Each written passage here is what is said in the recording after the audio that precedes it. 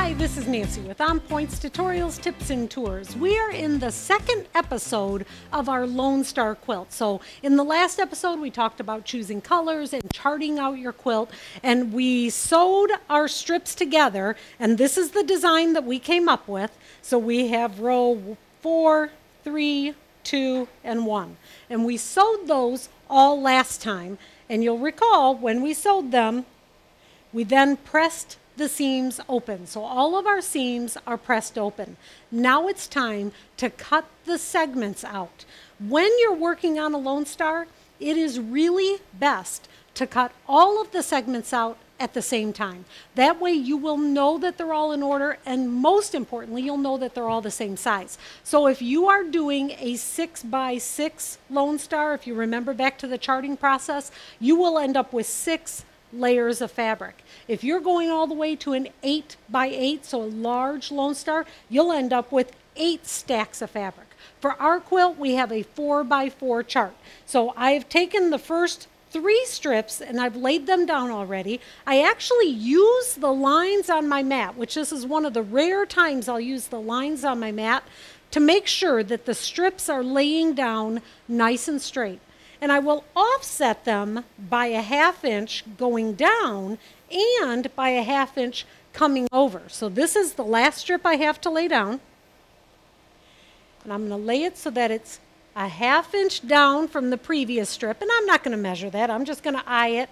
I can actually use the lines on the bottom part of the mat to make sure that I'm running pretty true and straight. All laid down. Oops, let me move this one a little bit farther up this way. I'm looking so that the inset seam here, this little inner section, is actually a 1/2 inch in also. So a 1/2 inch down and a 1/2 inch in. So the question that most students ask at this point is why? Why do I have to offset it?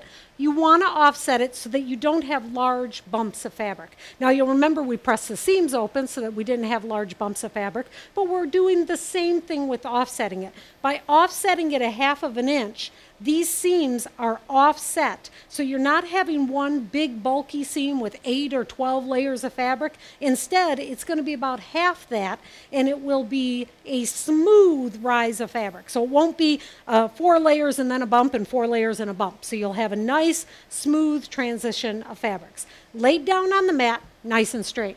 Now I'm going to bring out my really big straight cutter. I love this straight cutter. This one is 24.5 inches by 8.5 inches wide. It is seriously perfect for this project because with this, I can get 3 power cuts. We'll explain what that is in a second. So now I'm going to take my large ruler and I'm going to lay it down on a 45-degree angle. So I'm going to use the 45-degree angle that is here on the ruler, and I am laying it down on the seam line. I'm not laying it down with the edge. I'm laying it down on a seam line.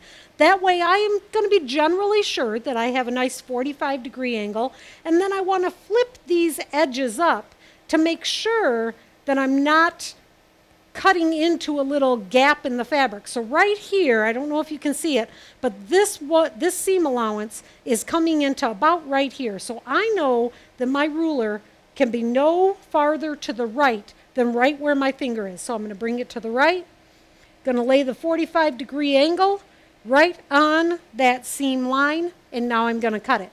Now this is only a 4x4 chart, cut 2.5 inches. This is not that long of a cut. But if you are doing a 6x6 chart so that you have 6 rows of fabric, you can see that that would make it quite a bit longer. When you're doing those, it's going to be nice, actually, a helpful hint, to have somebody hold the end of the ruler so it doesn't slide on you when you're cutting. This is not that long. I don't have a problem. So I'm going to start my cut and go all the way through to the end, keeping it nice and straight. Now, because I want that to stay nice and straight, I'm going to roll up this tail end of the fabric so I can spin my mat around. So now with the mat being spinned, I'll unroll it back again and try and keep it as straight as possible. And now I'm going to cut the segments. So a couple of things before I start cutting. I marked on my ruler I marked at 2.5 inches, at 5 inches, and at 7.5 inches. I used my glow tape. The glow tape is that static cling tape so it doesn't leave any residue on your ruler, and I put it on the back side of my ruler. So my ruler is all marked. Because I'm power cutting, I'm adding the 2.5, 2.5, and 2.5 together.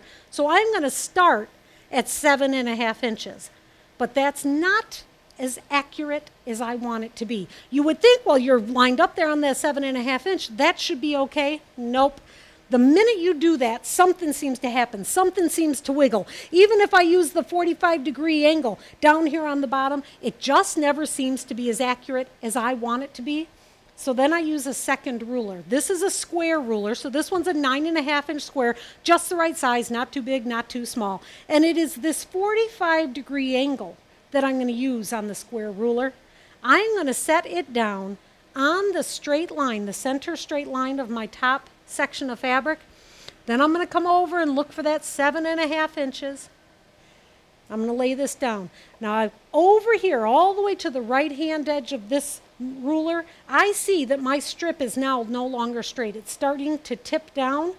I'm going to take the fabric and pull it up.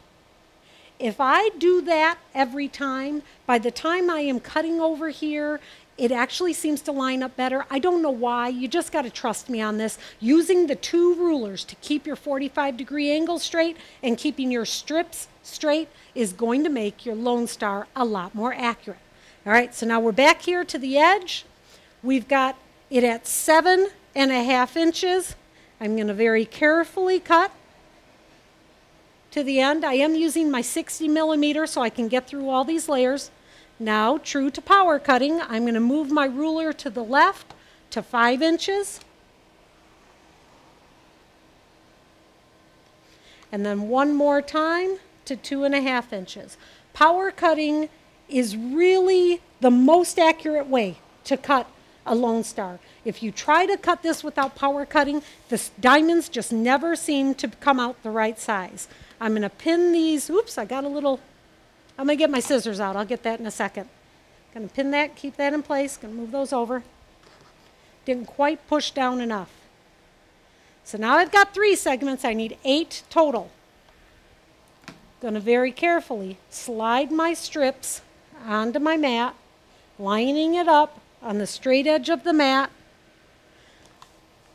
Lay my ruler down at 7.5. And then I'm going to take my second ruler and put that 45-degree angle in there to make sure that this strip is staying straight. Now, if I had a really, really long mat, I wouldn't need to do this. But I don't have a really, really long mat. I've just got the 24. So this ruler is going to help keep the strips straight. So I'm lined up at 7.5. Line my ruler up at the angle. All right, everything looks good. This time I'm going to be more careful to actually push down harder so I'm sure that I'm going through all of my strips. That was 7.5, moving to 5, and one more to 2.5. So this is my 6 segments, my 6 segment sets that I need. I'm going to move my fabric and cut 2 more, and when we come back, we're going to pin them together in the most precise method I know.